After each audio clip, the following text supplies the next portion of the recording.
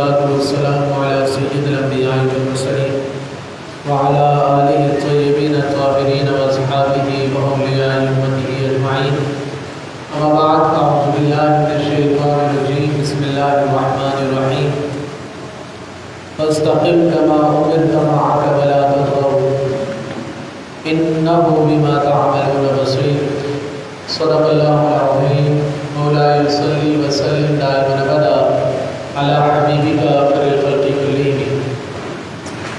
سامعین محترم، دوستو، بھائی بزرگو، آج ہم نے نماز تراویح میں 12ویں پارے کے رکوع سے 13ویں پارے کے آدھے یعنی نصف تک سماعت کیا ہے.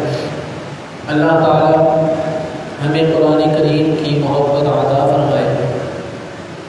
آج خلاصے کے لیے جو ہماری منتخب آیات ہیں، ان میں سے پہلی آیت میں نے آپ کے سامنے تلاوت کرنے کا شرف حاصل کیا ہے. یہ اتنی خوبصورت آیت مبارکہ ہے کہ اللہ تبارک و تعالیٰ اس آیت کریمہ میں استقامت کا حکم ارشاد فرما رہا ہے. بیان ہوا فاستقم كما أمرت معك ولا تطغوا إنه بما تعملون بصير. تو قائم رہو جیسا کہ تمہیں حکم ہے، اور جو تمہارے ساتھ رجوع لایا ہے، اور اے لوگوں سرکشی نہ کرو، بے شک وہ تمہارے سارے کام دیکھ رہا ہے. دوستو، اللہ تبارک و تعالیٰ نے آپ صلی اللہ علیہ وسلم کو اس آیت کریمہ میں استقامت کا حکم دیا، جو کہ حقیقت میں پوری امت کو حکم ہے. یہ ایک ایسا حکم ہے جس کا تعلق عقائد کے ساتھ بھی ہے، اقوال کے ساتھ بھی ہے، اعمال کے ساتھ بھی ہے، اخلاق کے ساتھ بھی ہے. استقامت کوئی آسان چیز نہیں ہے، بلکہ انتہائی مشکل صفت ہے جو اللہ تعالیٰ اپنے مخصوص بندوں کو عطا فرماتا ہے. دوستو، اب بات ہوتی ہے استقامت کا مطلب کیا ہے. استقامت کا مطلب یہ ہے کہ پوری زندگی ان تعلیمات کے مطابق گزاری جائے جن کے مطابق گزارنے کا اللہ تعالیٰ نے قرآن و حدیث میں حکم دیا ہے. اسے کیا کہتے ہیں؟ اسے استقامت کہتے ہیں. حضرت ابن عباس رضی اللہ تعالیٰ عنہ فرماتے ہیں، اور سے سماعت کیجیے گا، کہ رسول اللہ صلی اللہ علیہ وسلم پر اس آیت سے زیادہ سخت کوئی اور آیت نازل نہیں ہوئی. صحابہ کرام نے ایک موقع پر آقا کریم صلی اللہ علیہ وسلم کے ریش مبارک پر چند سفید بال دیکھے تو عرض کی، یا رسول اللہ صلی اللہ علیہ وسلم، آپ پر بڑھاپا بہت تیزی سے آ رہا ہے. تو آپ صلی اللہ علیہ وسلم نے ارشاد فرمایا، مجھے ہود اور اس جیسی دوسری صورتوں نے بڑھا کر دیا ہے. یعنی یہ سورہ ہود کی آیت مبارکہ ہے. علماء کرام فرماتے ہیں آپ کا اشارہ سورہ ہود کی اس آیت کریمہ کی طرف تھا جس میں آپ صلی اللہ علیہ وسلم کو استقامت کا حکم دیا گیا ہے. دوستو، استقامت کرامت سے افضل ہوتی ہے. یعنی کرامت بھی نیچے رہ جاتی ہے جن کے پاس استقامت ہوتی ہے، جو اپنی روزمرہ زندگی کو شریعت کے مطابق لے کر چلتے ہیں، وہ سب سے زیادہ افضل ترین ہیں. یعنی جن کی زندگی میں سوائے دین کے اور دین کے مطابق چلنے کے، یعنی حقوق اللہ بھی وہ دین کے مطابق ادا کرتے ہیں اور حقوق العباد بھی وہ دین کے مطابق ادا کرتے ہیں، تو فرمایا کرامتیں دکھانے والے تو بہت پیچھے رہ جاتے ہیں. یہ افضل ترین لوگ ہیں. یہی اللہ تبارک و تعالیٰ نے اس آیت کریمہ میں حکم ارشاد فرمایا ہے، اور یہی وہ آیت ہے جو آپ صلی اللہ علیہ وسلم پر سب سے زیادہ بھاری تھی. یعنی اس آیت کریمہ کے اندر تمام مسلمانوں کو یہی کہا جا رہا ہے، جو کام کرو وہ روزانہ کی بنیاد پر کرو. یہ نہ ہو کہ ایک دن فجر پڑھی تو دوسرے دن 6 دن چھٹی ہوئی، پھر اگلے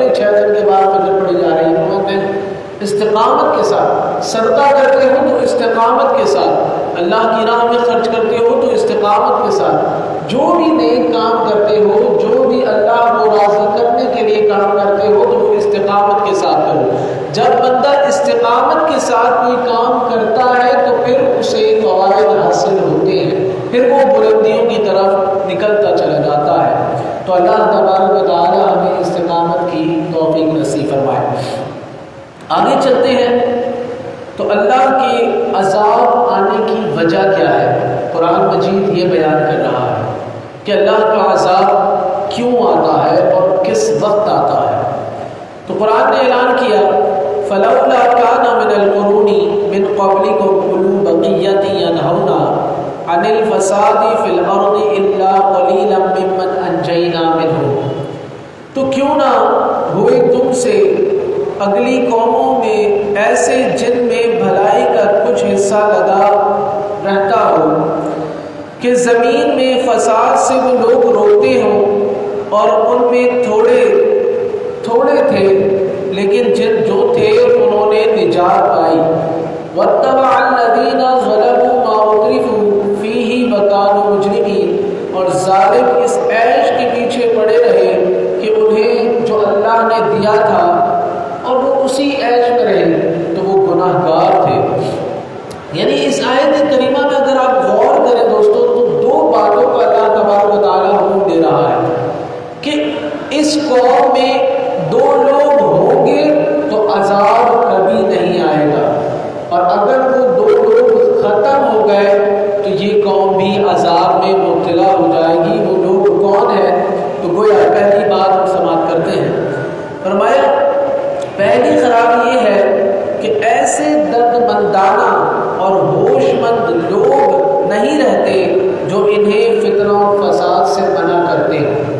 یعنی پہلی خرابی اس بات سے آئے گی اس قوم میں کہ جب وہ لوگ ختم ہو جائیں جو لوگوں کو برائیوں سے روکنا چھوڑ دیں، یعنی لوگوں کو اس بات کی خبر کرنا چھوڑ دیں کہ یہ غلط ہے، یہ صحیح ہے، یہ غلط ہے، یہ صحیح ہے۔ جب ایسے لوگ ختم ہو جاتے ہیں تو عذاب اللہ تعالیٰ کا قریب آ جاتا ہے۔ دوسری خرابی فرمایا، دوسری خرابی یہ کہ وہ قوم حد سے زیادہ عیش پرستی اور گناہوں میں مبتلا ہو جائے۔ یعنی فرمایا یہ جو بنی اسرائیل کا گزشتہ نشست ہم نے واقعہ سماعت کیا تھا کہ بنی اسرائیل پر عذاب آنے کی وجہ دوسری کیا بنی کہ ان کے علماء ان کو درس دیتے تھے، لیکن جب وہ نہ مانے تو ان کے علماء بھی ان میں شریک ہونے لگے، سب ختم ہو گیا تو اللہ تبارک و تعالیٰ نے ان پر عذابات نازل کرے۔ تو یہ دوسری وجہ ہے کہ جب پہلی وجہ یہ کہ اچھائی کا حکم دینے والے ختم ہو جائیں، وہ رک جائیں، اور دوسری یہ کہ دنیا کے اندر لوگ جو ہے عیش کے اندر بڑھ جائیں کہ بس دنیا کی عیش و آرام کے اندر زندگی گزار رہے ہوں، تو اللہ تبارک و تعالیٰ کے عذابات آنے شروع ہو جاتے ہیں۔ تو دوستو یہ ہمارے لیے بھی سبق ہے، ہمیں چاہیے کہ ہم اپنے نیچے والوں کو برائیوں سے منع کریں اور اچھائیوں کا حکم دیں، اور ان کو اعتدال کے اندر رہنا سکھائیں کہ کہاں خرچ کرنا ہے، کہاں خرچ نہیں کرنا، کس طرح خرچ کرنا ہے اور کس طرح خرچ نہیں کرنا۔ جب ان دو باتوں کا خیال کیا جائے گا تو یہ قوم اللہ تبارک و تعالیٰ کے عذاب سے بچتی رہے گی۔ آگے چلتے ہیں تو سورہ یوسف ہے، اور حضرت یوسف علیہ السلام کا قصہ مکمل بیان ہوا ہے۔ اس کے علاوہ قرآن مجید میں جتنے بھی قصے آئے ہیں وہ ٹکڑوں میں آئے ہیں، لیکن جہاں جس بات کی ضرورت ہوتی تھی اللہ تعالیٰ اس قصے کا وہ حصہ وہاں پر بیان کر دیتا تھا کہ سننے والے کو ایک تحسین اور خوشی محسوس ہوتی تھی۔ لیکن سورہ یوسف کے اندر حضرت یوسف علیہ السلام کا قصہ تسلسل کے ساتھ بیان ہوا ہے، مکمل بیان ہوا ہے، اور اس کے اندر کئی عبرتیں ہیں، کئی نصیحتیں ہیں۔ انشاءاللہ اسے بھی اختصار کے ساتھ سمیٹیں گے، انشاءاللہ بہت مزہ آئے گا، لطف حاصل ہوگا، بہت کچھ سیکھنے کو ملے گا۔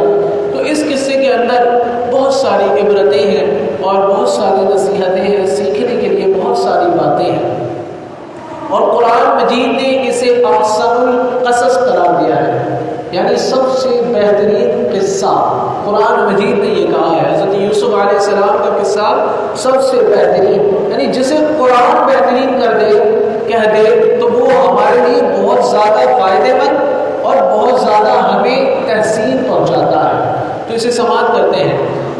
حضرت یعقوب علیہ السلام کے 12 صاحبزادے تھے، جن میں سے 2 حضرت یوسف علیہ السلام اور بنیامین ایک ماں سے تھے، باقی 10 الگ ماؤں سے تھے.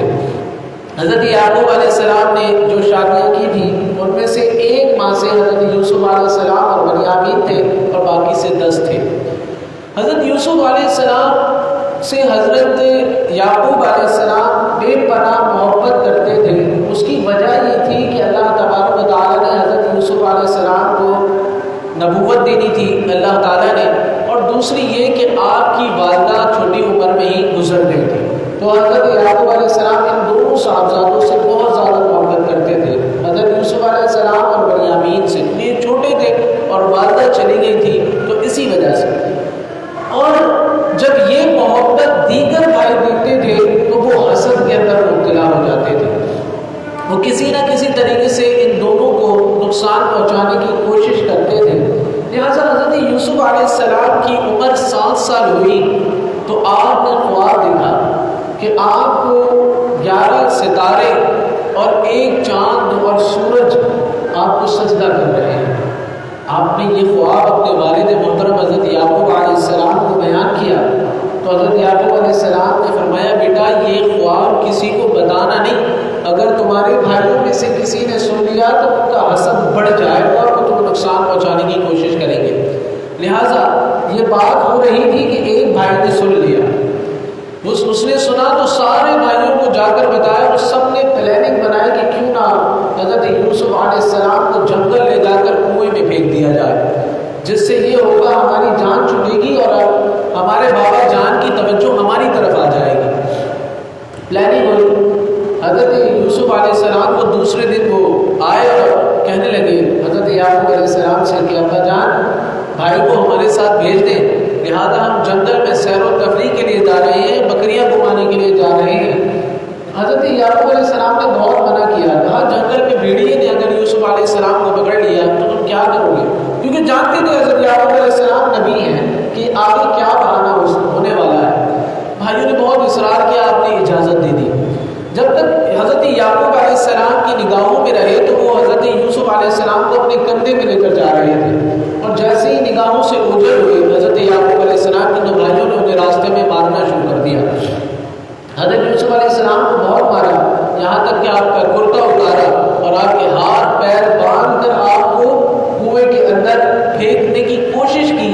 لہٰذا جیسے ہی آپ کو ڈالا حضرت جبریل علیہ السلام سدرۃ المنتہا سے تیزی سے سفر کرتے ہوئے آئے اور حضرت یوسف علیہ السلام کو کنویں کے اندر پکڑ لیا.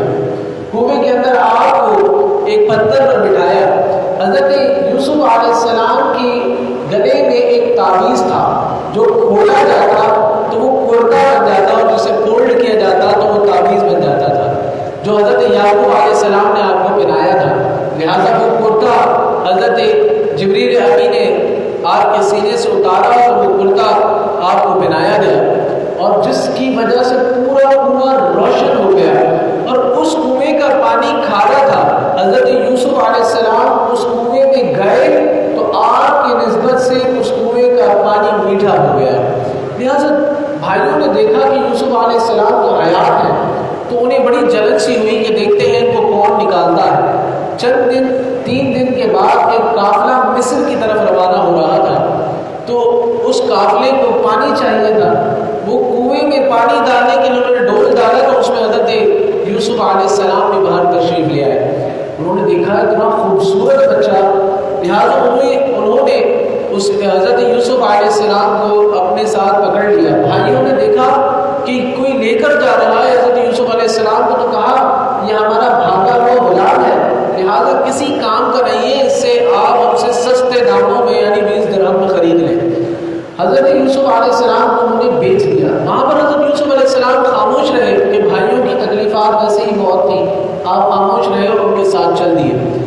وہ قافلہ مصر پہنچا تو حضرت یوسف علیہ السلام کی انہوں نے بولی لگائی اور ان کو بیچنے کی کوششیں جاری کی، تو لہٰذا وہاں کے جو وزیر تھے انہوں نے حضرت یوسف علیہ السلام کو مہنگے داموں میں خرید لیا اور اپنے گھر پہ رکھا، اور وزیر کی جو زوجہ تھی زلیخا اس سے کہا اس بچے کو پیار سے رکھنا، یہ بڑا خوبصورت ہے، بہت محبت والا بچہ ہے، لہٰذا اس سے کام کاج نہ لینا۔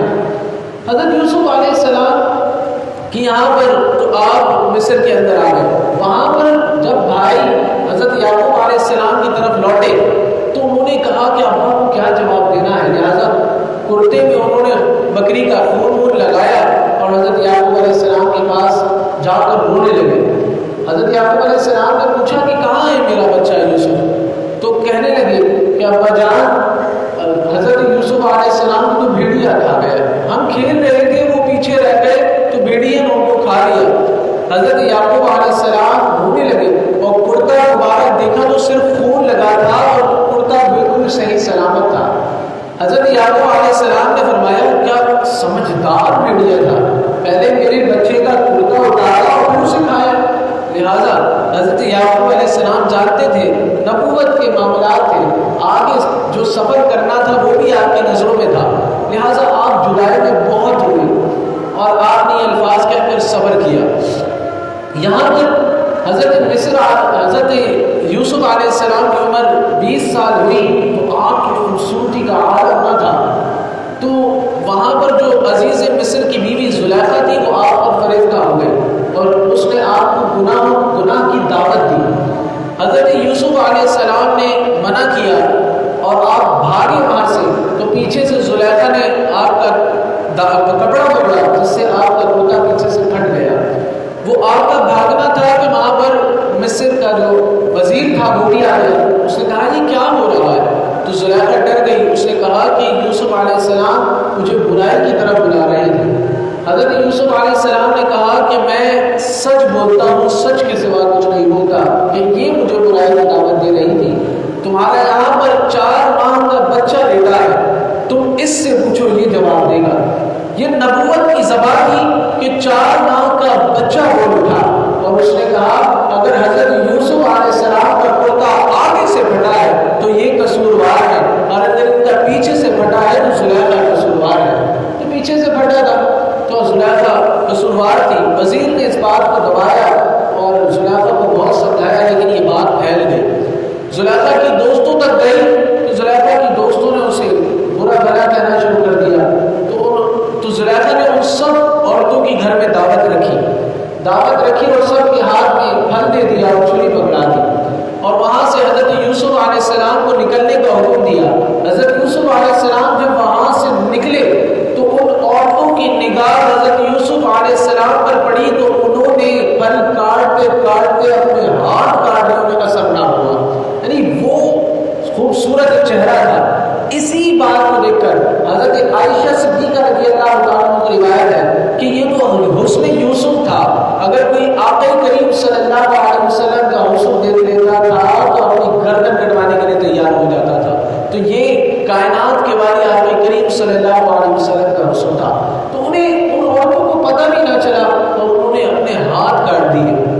لہٰذا اب یہ بات پھیلتی گئی تو وزیر نے حضرت یوسف علیہ السلام کو قصوروار ٹھہرا کر آپ کو جیل میں بھجوا دیا۔ حضرت یوسف علیہ السلام کئی وقت جیل میں رہے، جب آپ جیل میں گئے تو وہاں پر بادشاہ کے 2 خادم تھے وہ بھی جیل میں آئے، آپ نے وہاں پر دین کی تبلیغ شروع کر دی اور اللہ وحدہ لا شریک کی طرف لوگوں کو دعوت دینا شروع کی۔ ان دونوں خادموں کو بھی دعوت دی، ان دونوں خادموں نے مذاکر آپ کو ایک خواب بتایا، حضرت یوسف علیہ السلام نے اس کی تعبیر ان کو بتا دی، لیکن انہوں نے کہا ہم تو مذاق کر رہے تھے۔ حضرت یوسف علیہ السلام نے فرمایا کہ اب میری زبان سے نکل گیا ہے، اب جو میں نے کہا ہے اب وہ ہو کر رہے گا۔ ان دونوں خادموں کے ساتھ وہی ہوا، ایک آزاد ہو گیا اور ایک کو پھانسی ہو گئی۔ لہٰذا وہ جب باہر نکلا تو چند دنوں کے بعد بادشاہ نے ایک خواب دیکھا جس کی تعبیر کے لیے اس نے لوگوں سے پوچھا کہ کون بتائے گا مجھے یہ تعبیر، تو خادم جو قریبی تھا اس نے کہا کہ مجھے جیل میں جانا پڑے گا، وہاں حضرت یوسف علیہ السلام ہے وہ خوابوں کی تعبیر بہت بہترین بتاتے ہیں۔ لہٰذا وہ حضرت یوسف علیہ السلام کے پاس آیا اور خواب کی تعبیر تعبیر بادشاہ کی پوچھی تو حضرت یوسف علیہ السلام نے فرمایا کہ یہ تعبیر یہ ہے کہ 7 سال تم پر ذخیرہ ہوگا، یعنی کہ پھل فروٹ سب کچھ بنے گا، تمہیں اس 7 سال ان سب چیزوں کو جمع کرنا ہے، اناج کو جمع کرنا ہے۔ اس کے بعد جو اگلے 7 سال آئیں گے وہ قحط سالی کے ہوں گے جو دور دور تک پھیلیں گے، لہٰذا تمہارے پاس ذخیرہ ہوگا تو تم اسے کھا بھی سکتے ہو اور اس سے کما بھی سکتے ہو۔ لہٰذا حضرت یوسف علیہ السلام کی جب یہ تعبیر لے کر خادم پہنچا تو بادشاہ بڑا متاثر ہوا اور اس نے کہا کہ حضرت یوسف علیہ السلام کو میرے پاس لے آؤ۔ انہوں نے تو بہت خوبصورت تعبیر بیان کی ہے۔ حضرت یوسف علیہ السلام جیل سے نہ نکلے اور فرمایا کہ پہلے میرا قصور معلوم کرو کہ میرا قصور کیا تھا، جب تک بادشاہ مجھے خود لینے نہ آئے گا تو اس وقت تک جیل سے باہر نہ نکلوں گا۔ لہٰذا بادشاہ نے فوراً تحقیقات شروع کی تو پتہ چلا کہ زلیخا قصوروار تھی اور حضرت یوسف علیہ السلام کو بے قصور ہوتے ہوئے جیل بھیج دیا گیا۔ یہاں تک وہ حضرت یوسف علیہ السلام کو عزت کے ساتھ لینے آئے اور آپ سے پوچھا کہ یہ 7 سال ذخیرہ آپ کیسے کریں گے؟ تو حضرت یوسف علیہ السلام نے فرمایا آپ تمام خزانوں کی چابیاں میرے حوالے کر دیں، لہٰذا اب یہ کام میرا ہے، میں دیکھوں گا۔ حضرت یوسف علیہ السلام نے یہ سارا کام دیکھنا شروع کیا تو بادشاہ آپ کا غلام بن گیا، آپ کو بادشاہ کی جگہ پر بٹھا دیا۔ حضرت یوسف علیہ السلام نے ذخیرہ کیا، اگلے 7 سال آئے قحط سالی کے تو دور دور تک قحط پھیلا، لیکن مصر میں قحط نام کو نہیں تھا۔ لوگ دور دور سے سفر کر کے آپ کے پاس آتے اور اناج خریدتے۔ حضرت یوسف علیہ السلام کے شہر آبائی شہر میں بھی قحط پہنچا، لہٰذا وہ 10 بھائی واپس آئے، آپ کے شہر آئے مصر۔ ان کو اس وقت حضرت یوسف علیہ السلام کو دیکھ کر وہ پہچان نہ پائے، لہٰذا انہوں نے اناج خریدا۔ تو حضرت یوسف علیہ السلام نے کہا تم 10 بھائی ہو؟ انہوں نے کہا نہیں، ایک اور بھائی ہے بنیامین، لہٰذا ابا اسے اپنے آپ سے جدا نہیں ہونے دیتے، تو لہٰذا انہیں اپنے ساتھ نہیں لائے۔ حضرت یوسف علیہ السلام نے فرمایا اگر تم اگلی بار ان کو نہیں لاؤ گے تو میں اناج نہیں دوں گا، لہٰذا اگلی بار ان کو ساتھ لے کر آنا۔ آپ نے اپنے خادموں کو حکم دیا کہ یہ جو رقم اناج کی دے رہے ہیں یہ دوبارہ ان کے سامان میں ڈالو، جب یہ رقم دیکھیں گے تو دوبارہ واپس حضرت یعقوب علیہ السلام ان کو ضرور بھیجیں گے کہ تم نے اناج لے لیا اور حقوق نہیں دی تو لہٰذا واپس جاؤ۔ یہ پورا منصوبہ طے ہو گیا اور وہ اناج لے کر پہنچے تو جا کر انہوں نے بادشاہ کی بڑی تعریف کی۔ حضرت یعقوب علیہ السلام سے کہ ابا جان مصر کا بادشاہ تو بڑا رحم دل ہے، اناج ہمیں دیا ہے، کہا ہے کہ اگلی بار اپنے بھائی کو لے کر آؤ گے تو بہت دوں گا ورنہ نہیں دوں گا۔ لہٰذا سامان چیک کیا، حضرت یعقوب علیہ السلام نے منع کر دیا۔ جب سامان چیک کیا تو اس میں پیسے نکل آئے تو حضرت یعقوب علیہ السلام نے فرمایا کہ چلو اگلی بار چلے جانا، لیکن بنیامین کو ساتھ نہیں بھیجوں گا۔ انہوں نے اصرار کیا کہ ابا اناج نہیں ملے گا، لہٰذا حضرت یعقوب علیہ السلام نے بنیامین کو ساتھ بھیج دیا۔ اگلی دفعہ جب واپس پہنچے تو حضرت یوسف علیہ السلام نے کھانے کی دعوت دی اور سب کھانے پر بیٹھ گئے، لہٰذا وہ 10 بھائی جو تھے وہ بنیامین سے جلتے تھے تو وہ کھڑے رہ گئے۔ حضرت یوسف علیہ السلام نے بنیامین کو اپنے پاس بلایا اور بٹھایا اور ان سے کہا کہ میں تمہارا بھائی یوسف ہوں۔ وہ بہت خوش ہوئے، بہت رنجیدہ ہوئے، بہت روئے اور کہا ابا جان بھی آپ کی محبت میں اپنی بینائی ان کی چلی گئی ہے، لہٰذا ابا جان آپ کو بہت یاد کرتے ہیں۔ حضرت یوسف علیہ السلام نے فرمایا کہ بس وہ وقت آنے ہی والا ہے کہ ہم ابا جان کو اپنے پاس بلائیں گے، لہٰذا ابھی غلہ لے کر جانے لگے تو حضرت یوسف علیہ السلام نے جو ایک لوہے کا جو سونے کا پیالہ ہوتا ہے وہ بنیامین کے بیگ میں ڈال دیا تاکہ انہیں ہمیشہ کے لیے اپنے پاس رکھ لیں۔ بیگ میں ڈالا تو اب جب سب نکلنے لگے تو حضرت یوسف علیہ السلام نے فرمایا کہ میرا پیالہ نہیں ملتا، لہٰذا سب کے بیگ چیک کیے جائیں۔ جب چیک کیے تو حضرت بنیامین کے پاس سے وہ پیالہ نکل آیا۔ ان کی شریعت میں یہ تھا جو چوری کرتا تھا وہ بادشاہ کا غلام بن جایا کرتا تھا، تو حضرت یوسف علیہ السلام نے بنیامین کو اس طرح اپنے پاس رکھا۔ لہٰذا جب 10 بھائیوں نے دیکھا کہ بنیامین کے پاس سے یہ پیالہ نکلا ہے تو انہوں نے اور زیادہ حسد دکھایا، کہا کہ یہ تو چور ہے، اس کا بھائی بھی چور تھا اور یہ پورا گھر چور تھا، ان کی ماں بھی چور تھی۔ عجیب عجیب انہوں نے باتیں شروع کر دی، اسے حضرت یوسف علیہ السلام نے برداشت کیا اور کہا اب آپ لوگ چلے جائیں، اسے میرے پاس چھوڑ جائیں۔ اب وہ 10 بھائی جب گھر جانے لگے تو روتے ہوئے جانے لگے کیونکہ ابا سے وعدہ کیا تھا کہ بنیامین کو چھوڑ کر نہیں آئیں گے، ان کو تو لے کر آئیں گے، لیکن جب واپس پہنچے حضرت یعقوب علیہ السلام نے پوچھا بنیامین کہاں ہے؟ تو کہا ابا اسے تو بادشاہ نے رکھ لیا ہے، انہوں نے اس طرح چوری کی تھی۔ کہا نہیں، چوری نہیں کی تھی، لہٰذا تم آپ واپس جاؤ، بنیامین کو بھی واپس لے کر آؤ، میرے یوسف کو بھی لے کر آؤ۔ وہ واپس دوڑے کہ یوسف علیہ السلام کو کہاں دیکھیں گے اور بنیامین کو کیسے ہم بادشاہ سے مانگیں گے، لہٰذا وہ واپس آئے اور آنے کے بعد گڑ گڑانے لگے۔ تو بادشاہ وقت نے حضرت یوسف علیہ السلام نے ان کے سامنے راز کھول دیا کہ میں تمہارا بھائی یوسف ہوں۔ تو وہ سب رونے لگے، معافی مانگنے لگے کہ ہم سے بہت بڑی خطا ہوئی کہ ہم نے آپ کے ساتھ یہ معاملات کیے۔ حضرت یوسف علیہ السلام نے سب کو معاف کر دیا۔ تو کہا کہ ابا جان کی بینائی چلی گئی ہے۔ حضرت یوسف علیہ السلام نے وہی کرتا اتار کر دیا اور فرمایا یہ میرے بابا جان کی آنکھوں پر رکھ دینا، جب تم ان کی آنکھوں پر رکھو گے تو اللہ تبارک و تعالیٰ ان کی بینائی کو واپس لوٹا دے گا، اور ان کو پھر میرے پاس لے آنا۔ جب وہ بھائی واپس لوٹے اور حضرت یعقوب علیہ السلام کو سارا واقعہ سنایا اور آپ کے چہرے مبارک پر کرتا رکھا اور آپ کی بینائی واپس آ گئی۔ اب مصر میں حضرت یوسف علیہ السلام نے شاہانہ استقبال کے لیے وہ پورا ایک سیٹ اپ لگایا کہ جب ابا جان آئیں گے تو ان کی خوب استقبال ہوگا۔ لہٰذا جب وہاں سے وہ لوٹے اپنے شہر سے، شام سے مصر کی طرف، جیسے ہی حضرت یعقوب علیہ السلام آئے تو حضرت یوسف علیہ السلام نے انہیں سینے سے لگایا، اور پھر اس کے بعد جو حضرت یوسف علیہ السلام نے خواب دیکھا تھا کہ ایک چاند، ایک سورج اور 11 ستارے مجھے سجدہ تعظیمی کرتے ہیں، تو دیکھا کہ حضرت یعقوب علیہ السلام، آپ کی زوجہ، چاند اور سورج ہے، اور وہ 11 بھائی جو ستارے ہیں وہ سب کے سب سجدے میں گر گئے، اور اس طرح اس خواب کی تعبیر بھی پوری ہوئی۔ اور اس واقعے کے اندر بے شمار اسباب ملے، ایک صبر کا اور ایک حسد کی وجہ سے گرنے کا، کئی اسباب ہیں۔ جتنا زیادہ ہم اس واقعے کو سماعت کرتے رہیں گے، سوچتے رہیں گے، اتنی ہی زیادہ ہم پر راز کھلتے رہیں گے کہ اللہ تبارک و تعالیٰ صبر کرنے والے کو کس درجے اور کس مقام کی طرف لے جاتا ہے، کیا عروج اس کو عطا فرماتا ہے۔ جب بندہ دین کے لیے ہی رہتا ہے اور دین کے کام کرتا رہتا ہے تو اللہ تبارک و تعالیٰ اس کی سوچ اور اس کی فکر، اس کی تعمیرات، اس کی کمالات کہاں تک پہنچا دیتا ہے۔ تو اللہ تبارک و تعالیٰ ہمیں اس واقعے سے سیکھنے کی توفیق عطا فرمائے اور اس واقعے کے مطابق اپنی زندگی کو بہتر بنانے کی توفیق نصیب فرمائے۔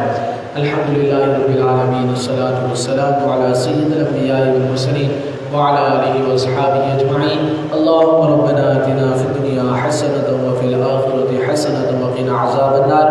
اللہم انت السلام ومنک السلام والیک یرجع السلام، حینا ربنا فی السلام وادخلنا دار السلام، تبارک ربنا وتعالیت یا ذا الجلال والاکرام۔ اللہم اغفر وارحم وانت خیر الراحمین، اللہم رب ارحمہما کما ربیانی صغیرا، اللہم انت حسنت خلقی فحسن خلقی، اللہم اعنی علی ذکرک وشکرک وحسن عبادتک، یا مقلب القلوب ثبت قلبی علی دینک۔ اے اللہ مالک و مولا تبارک و تعالی کائنات کے بادشاہ رب الجلال، مالک آج کی ہماری اس نشست کو اپنی بارگاہ میں قبول و منظور فرما۔ اے اللہ ہمیں قرآن سے محبت عطا فرما، اے اللہ ہمیں حقوق اللہ کی پابندی کرنے کی توفیق نصیب فرما، اے اللہ حقوق العباد کی پابندی کرنے کی توفیق نصیب فرما، اے اللہ ہم سے راضی ہو جا، اے اللہ دین و دنیا کا علم عطا فرما، دین و دنیا میں کامیابیاں نصیب فرما، اے اللہ ہمیں اپنے سوا کسی کا محتاج نہ بنا، اے اللہ ہماری دین و دنیا سوار دے، اے اللہ ہماری جان گھنی کا وقت آسان فرمانا، موت کے وقت ہماری قبر کو روشن فرمانا، اے اللہ بروز حشر ہماری مغفرت فرمانا، حضور کے ساتھ جنت الفردوس کا اعلیٰ مقام عطا فرمانا، اے اللہ ہمارے لواحقین کی بھی بخشش و مغفرت فرمانا، جو کچھ مانگا ہے وہ بھی عطا فرما، اور جو کچھ قلب میں ہے تجھ سے مانگتے ہیں